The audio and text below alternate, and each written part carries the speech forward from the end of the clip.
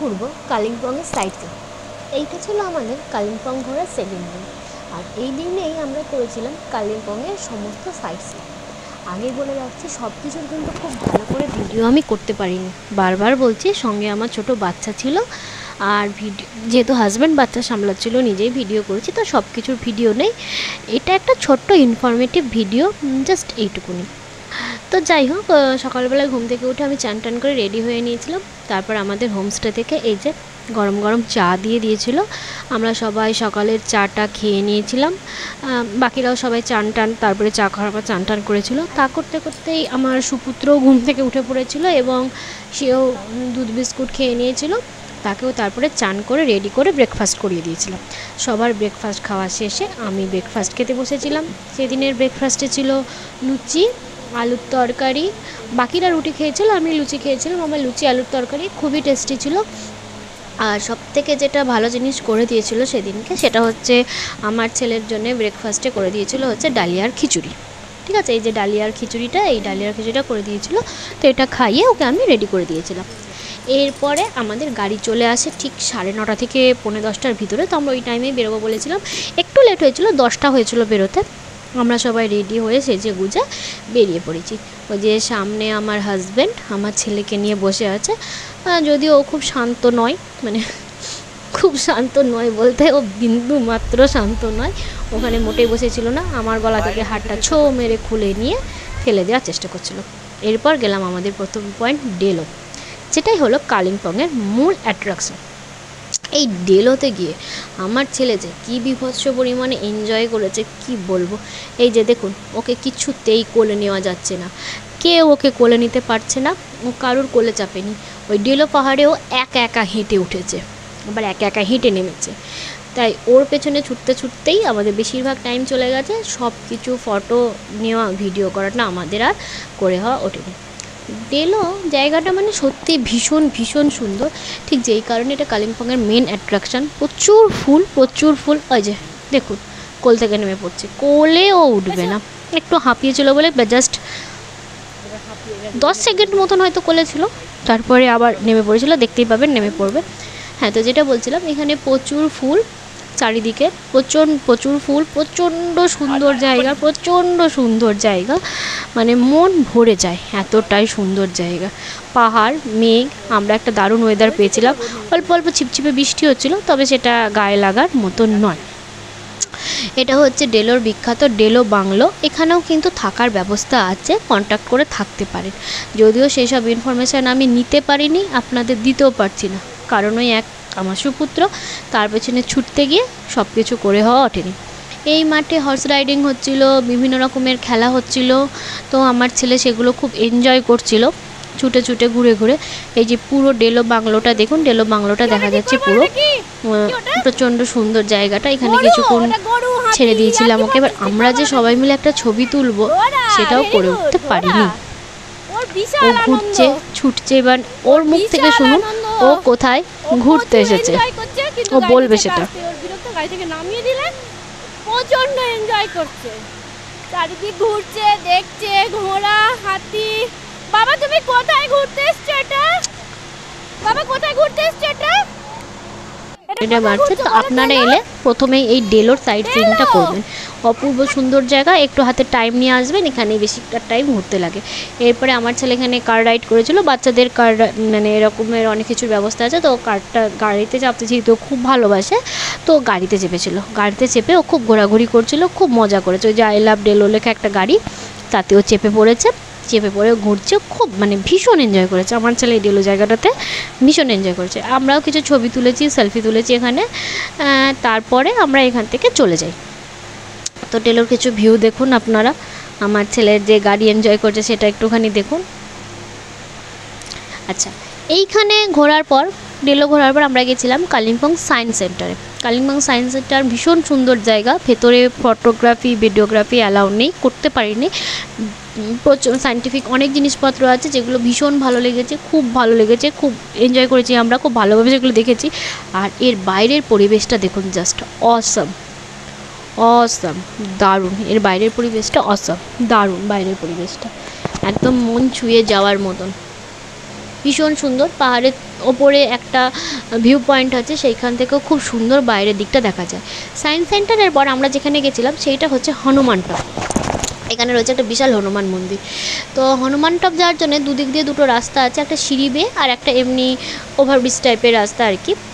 আমরা এখানে দাঁড়িয়ে আলোচনা করছিলাম কোন দিক দিয়ে যাওয়া যায়, কোন দিক দিয়ে যাওয়া যায় আলোচনা করার পর আমরা এই দিকের রাস্তাটা দিয়েই গেছিলাম, এই খাড়াই রাস্তাটা দিয়ে। আর ওই দিক দিয়ে সিঁড়ির রাস্তাটা ওইটা দিয়ে আমরা যাইনি, কারণ এটা দিয়ে ডিস্টেন্সটা কম ছিল।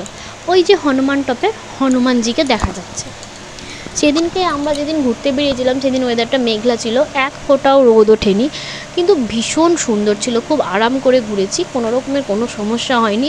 মেঘের মধ্যে একবার ঢুকছিলাম, মেঘের মধ্যে দিয়ে বেরোচ্ছিলাম, পাহাড়ের কোলে মেঘ খেলা করছে, সে যেন এক অপূর্ব শোভা। এই যে আমার ছেলে এখানে ওর ভোবো দাদাকে পেয়ে গেছে, ভেলোকে, ও ভেলো বলে, ভেলো ভোবো তার সাথে খেলা করছে, তাকে আয় আয় করে ডাকছে, যা বলছে আবার তাকে তাই তাই করে দিচ্ছে, তাই তাই দেখাচ্ছে তাকে, এইসব করছে। তো খুব এনজয় করেছে পুরো ট্রিপটাই, ছেলে প্রচণ্ড মাত্রায় এনজয় করেছে। এই হনুমান টপ দেখার পর আমরা চলে গিয়েছিলাম পাশের একটা বৌদ্ধ মন্দিরে। এখন হনুমান টপ মন্দিরটা থেকে আমরা নামছি, আমি উঠিনি ওপরে আর, কারণ জুতো খুলতে হতো, ছেলে নিয়ে ব্যাগপত্র নিয়ে আমি আর জুতো খুলতে পারিনি। আমার হাজব্যান্ড উঠেছিল, আমার ছেলেকে কোলে নিয়ে আমার হাজব্যান্ড উঠেছিল, ও হনুমানজিকে দেখতে উঠেছিল, হনুমানজিকে খুব ভালোবাসে। হনুমান টপ থেকে দেখুন আশেপাশের পরিবেশটা কি সুন্দর, আশেপাশের পরিবেশটা দেখা যাচ্ছে দেখুন হনুমানজির থেকে। এই যে আমার ছেলে আর হাজব্যান্ড উঠে যাচ্ছে। আগে যারা তিনজন আছে সেই তিনজনকে কিন্তু আমি চিনি না, ওরা জাস্ট ক্যামেরায় এসেছিলো। আচ্ছা, হনুমান টপ দেখার পর আমরা এসেছিলাম, ওইখানেই একটা ছোট্ট বৌদ্ধ মন্দির আছে, নাম কি আমার এখন মুহূর্তে মনে পড়ছে না, একটা বৌদ্ধ মন্দির আছে, সেখানে গেছিলাম, মনেস্ট্রি টাইপের ছোট। দেখো এই জায়গাটারও পরিবেশটা দেখুন কি সুন্দর, জাস্ট অসম, কি সুন্দর পরিবেশ। এইখানে না আমরা বেশিক্ষণ দাঁড়াতে পারিনি, এইখানে এরপরে চলে এসেছিলো বৃষ্টি, বেশ ভালোই জোরে বৃষ্টি চলে এসেছিলো, তো যার জন্যে আমরা জাস্ট খুব তাড়াতাড়ি একটু ভিডিওগ্রাফি করে, ফটোগ্রাফি করে খুব তাড়াতাড়ি আমরা উঠে পড়েছিলাম গিয়ে গাড়িতে। জায়গাটা কিন্তু অপূর্ব সুন্দর, আপনারা এলে কিন্তু এই জায়গাটা মিস করবে না।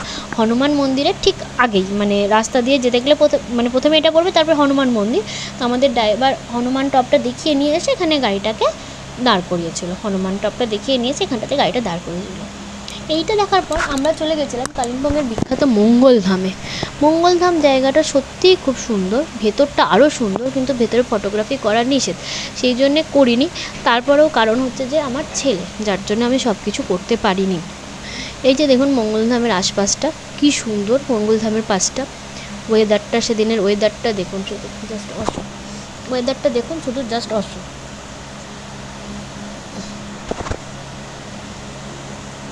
দেখুন মেঘ করেছে, কি সুন্দর একটা ওয়েদার, কি সুন্দর ওয়েদার। এই যে মঙ্গলধাম, এইটা হলো পুরো মঙ্গলধাম, এটা হচ্ছে পুরো মঙ্গলধাম। এই যে উনি কোলে চাপবেন না, উনি কোল থেকে নেমে পড়বেন, বিন্দুমাত্র উনি কোলে চাপবেন, উনি কোল থেকে নেমে পড়বেন। দেখুন মঙ্গলধামের চারিদিকটা দেখুন, পরিবেশটা দেখুন, কি অসম্ভব সুন্দর লাগছে এই জায়গাটা। আপনারা কিন্তু কালিম্পং এলে এই জায়গাটা মিস করবেন না। এখানে কিন্তু থাকার ব্যবস্থাও আছে, এখানেও থাকার ব্যবস্থা আছে এবং সেটা খুব সস্তায়। ওই যে বললাম কোনো এইসব ইনফরমেশান আমি নিতে পারিনি, কারণ আমাকে বাচ্চার পেছনে ছুটি। এই যে এইটা হচ্ছে ওদের গেস্ট হাউস, এই গেস্ট হাউসে আপনারা থাকতে পারেন, এখানে এলে এদের সাথে যোগাযোগ করে আপনারা থাকতে পারেন। মঙ্গলধামের এই জায়গাটায় থাকতে পারেন, থাকার ব্যবস্থা রয়েছে।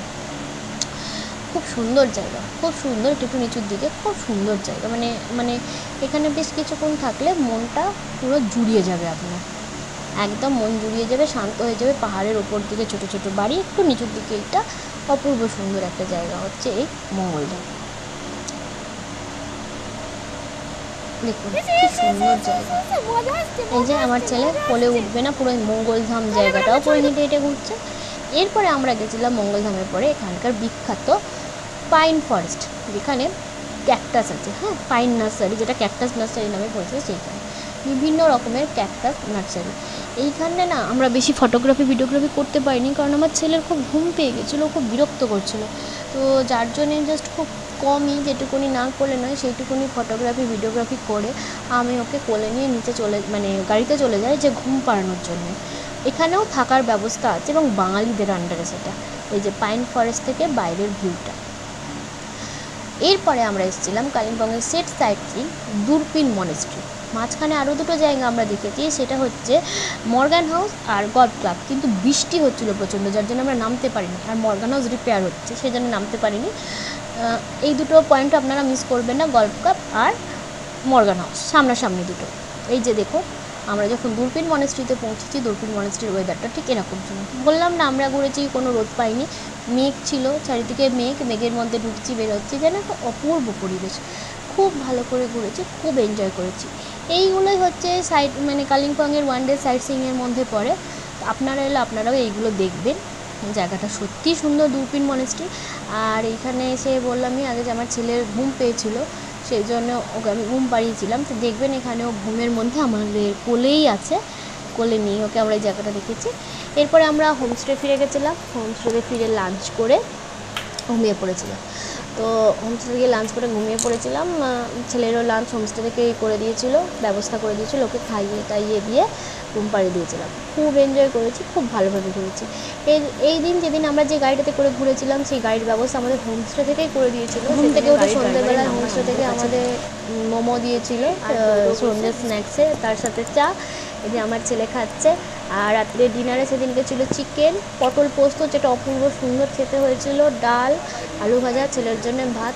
আর সেদিনের লাঞ্চে আমাদের ছিল কাতলা মাছের সর্ষে পোস্ত, লাউয়ের তরকারি, পেঁয়াজ রসুন ফোড়ন দিয়ে মুসুরির ডাল, আলু ভাজা, চাটনি।